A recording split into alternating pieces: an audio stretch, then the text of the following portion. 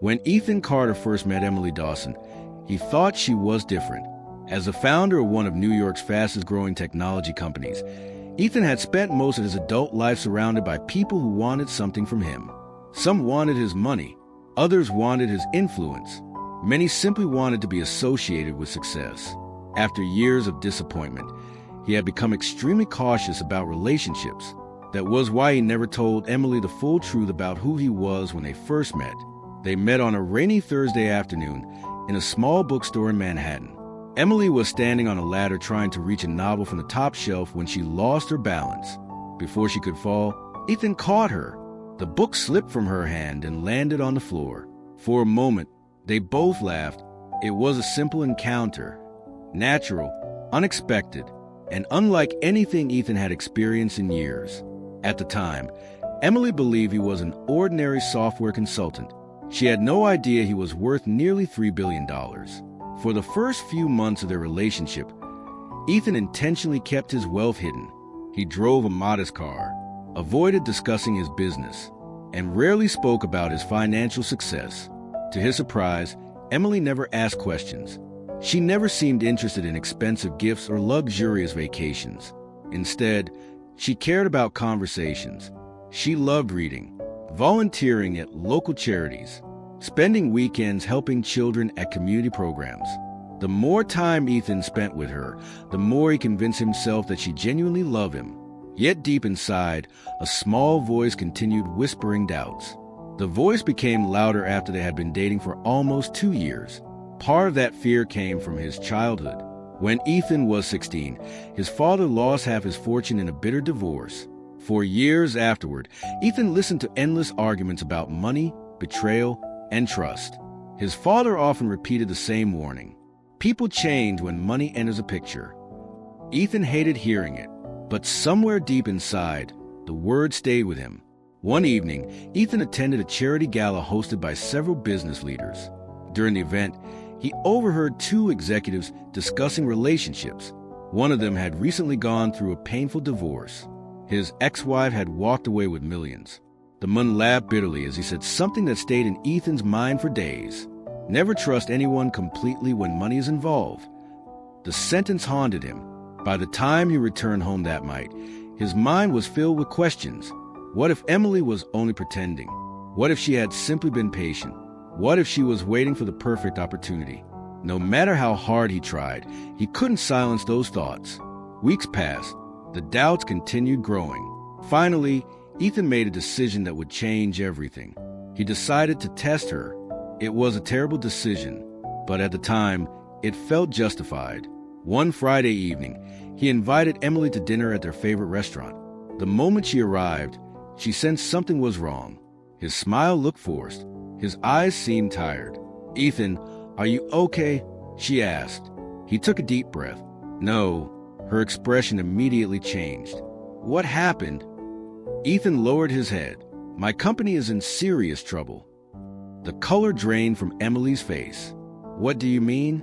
"We lost a major lawsuit." He paused. "Investors are leaving. Banks are demanding repayment. There's a chance I could lose almost everything." Emily stared at him silently. For several seconds, neither spoke. Ethan watched carefully. This was the moment he believed would reveal her true character. But her reaction wasn't what he expected. Instead of asking about money, Emily reached across the table and held his hand. "Are you okay?" she asked softly. The question caught him off guard. He had expected fear, maybe anger, maybe disappointment. Instead, she seemed worried about him. Not his bank account, not his assets. Him. That should have been enough. It should have ended the test. But Ethan had already convinced himself that one reaction wasn't proof. He wanted certainty, and certainty often comes at a high price. Over the next month, Ethan expanded the lie. He told Emily he had sold several properties. He stopped wearing luxury watches. He switched cars. He even moved out of his penthouse and temporarily rented a much smaller apartment. Every step was carefully planned. Every detail was designed to make his story believable. Yet Emily never changed. If anything, she became even more supportive. She started bringing homemade meals to his apartment. She encouraged him during difficult conversations. Whenever he seemed discouraged, she reminded him that success and failure were temporary. "You built your company once," she told him. "You can build another one." Her confidence amazed him. Still, the doubts remained. Then Ethan noticed something strange. Emily had started disappearing several evenings each week. Whenever he asked where she had been, she gave vague answers. "Just taking care of something." Or, "I'll explain later." The secrecy immediately fueled his suspicions. One night, unable to control himself, Ethan followed her. He watched from a distance as she entered a small building on the outskirts of the city. 20 minutes later, she emerged with an older man. The two hugged. Then she handed him an envelope. Ethan's heart sank. The scene looked suspicious. His imagination filled in the blanks. The next morning, he hired a private investigator. Within days, the investigator delivered a report. Emily had been meeting the same man repeatedly for months. The investigator couldn't determine their exact relationship, but he confirmed regular meetings and financial transactions. To Ethan, it looked like proof that Emily was hiding something. Then something happened that seemed to confirm his fears even further. One afternoon, Ethan decided to surprise Emily by visiting her apartment after work. As he approached the door, he heard voices inside. A man's voice. Immediately, his heart began racing. Emily had never mentioned having company. He stopped outside the door. Then he heard her say something that made his stomach tighten. "No matter what happens, Ethan can never know." The words hit him like a punch. His mind instantly jumped to the worst conclusions. Was she hiding another relationship? Was she lying to him? Had the entire relationship been a deception? Without thinking, he opened the door. Emily looked shocked. Standing beside her was the same older man. For a moment, nobody spoke. Then Ethan looked directly at Emily. "What can I know?" Emily's face turned pale. The older man exchanged a glance with her. Neither seemed prepared for this confrontation. "Ethan," Emily said quietly, "please sit down." "No." His voice sounded harsher than intended. "I want the truth." The older man sighed. Maybe it's time he knew. Emily closed her eyes. Tears immediately appeared. When she finally spoke, her voice trembled. "This is my father." Ethan looked confused. He had never met Emily's father before. She rarely talked about her family. Before he could respond, the older man continued, "I have cancer." The room suddenly felt silent. Ethan's anger disappeared instantly. Emily explained everything, but the truth was even more complicated than Ethan expected. Emily had grown up believing her father abandoned her when she was a child. For most of her life, she hated him. Only 8 months earlier had she discovered the truth. Her mother had lied. Her father had spent years searching for her after a custody battle separated them. By the time they finally reunited, he had already been diagnosed with cancer. The meetings Ethan had been spying on were not secret romantic encounters. They were precious moments between a father and daughter trying to recover years they had lost. As Ethan listened, guilt began creeping into his chest. But what came next was even worse. Her father looked directly at him. She was planning to sell her engagement ring. Ethan froze. "What?"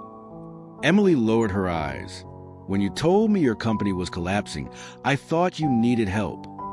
Her voice broke. "I knew the ring was valuable." The room became completely silent. Ethan felt sick. The woman he had been testing wasn't looking for his money. She was willing to give up one of her most treasured possessions to help him. And while she was sacrificing for him, he had been lying to her. Then came another revelation. Emily walked to a drawer and pulled out a folder. Inside were documents, medical bills, bank statements, and something else, a newspaper clipping. Ethan recognized it immediately. It was an article about him. The headline celebrated his company reaching $1 billion valuation. "I found out who you really were almost a year ago," Emily said quietly. Ethan stared at her. "What?" She nodded. "I knew you were a billionaire." The room spun. All this time, he thought he was hiding his wealth. But Emily had known. "I didn't tell you because I wanted you to tell me when you were ready." Ethan felt his chest tighten. Every lie, every test, every suspicion. had been completely unnecessary. For the first time, Ethan truly saw himself, not as a billionaire, not as a successful entrepreneur, but as a man driven by fear. Fear had convinced him to doubt someone who had done nothing to deserve it. Fear had pushed him to manipulate the person who loved him most. That night, he confessed everything. Every lie, every fake financial crisis, every detail of the test. Emily listened quietly. The tears in her eyes were not caused by anger. They were caused by disappointment. When Ethan finished confessing everything, the room fell silent. For several seconds, neither of them spoke. Finally, Emily stood up. "Ethan," she said softly, "I need some time." His heart sank. "Emily, please." She shook her head. "I loved you enough to stand beside you when I thought you had lost everything." A tear rolled down her cheek. "But you didn't love me enough to trust me." Those words hit Ethan harder than anything he had ever experienced. He reached for her hand. She gently pulled away. Then she walked toward the door. Before leaving, she turned around one last time. "The saddest part isn't that you lied." Her voice trembled. "It's that you spent 2 years looking at me and still couldn't see who I really was." Then she left. The door closed behind her. And for the first time in years, Ethan Carter felt completely powerless. Over the next few weeks, he tried everything: flowers, letters, phone calls, messages. But Emily never responded. Every morning he woke up hoping to see her name on his phone. Every night he went to bed disappointed. Work no longer distracted. Business meetings felt meaningless. Even his success felt empty. One evening, Ethan visited the bookstore where they first met. The same shelves, the same wooden floors, the same quiet atmosphere. Everything looked exactly the same, except she wasn't there. For nearly an hour, he sat alone remembering the day she had fallen from the ladder and into his life. That was when he realized something. For years, he had measured everything by value: companies, investments, assets, profits. But the most valuable thing he had ever been given was trust, and he had treated it like a business transaction. That night, he went home and wrote a letter. Not a text message, not an email, a handwritten letter. He didn't ask Emily to come back. He didn't beg. He didn't make excuses. Instead, he thanked her. "Thank you for loving me when I didn't deserve it. Thank you for teaching me that trust cannot be demanded. It must be earned. And thank you for showing me that the richest man in the world can still be poor if he lives without faith in the people who love him." After mailing the letter, Ethan stopped trying to contact her. Months passed. Slowly, he focused on becoming a better man. Not to win Emily back, but because he finally understood how much he needed to change. Then one rainy afternoon, nearly 3 months later, his assistant entered his office. "There's someone here to see you." Ethan barely looked up. "Send them in." The office door opened. His heart stopped. It was Emily. For a moment, neither of them moved. Neither spoke. Neither knew where to begin. Then Emily smiled. A small smile, but a real one. "I got your letter." Ethan swallowed hard. "I meant every word." "I know." The silence that followed felt different this time. Gentler, softer, healing. Emily slowly walked closer. "You know," she said, "when I first read it, I cried." Ethan looked down. "I'm sorry." "So am I." He looked up. She continued, "I'm sorry that fear convinced you that love had to be tested." Tears filled Ethan's eyes. For the first time, he felt understood. Not excused, but understood. Emily smiled again. "We both have things to learn." A nervous laugh escaped Ethan. "Does this mean there's still hope?" Emily looked at him for several seconds. Then she reached for his hand and squeezed it gently. "I didn't come here to talk about the past." A tear rolled down Ethan's cheek. "I came here to see if we still have a future." At that moment, Ethan knew something he had never known before. Real love isn't proven during perfect moments. It's proven after mistakes, after pain, after disappointment. When two people choose honesty instead of fear. 1 year later, Ethan and Emily stood together at a small wedding ceremony overlooking the Hudson River. There were no extravagant displays, no media attention, No celebrity guests, just family, friends, and two people who had learned the true cost of trust.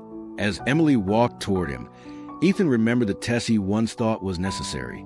Now he understood how foolish it had been. Because love isn't a mystery to be solved. It's a gift to be protected. And as he took Emily's hand, he silently promised himself that he would never test it again.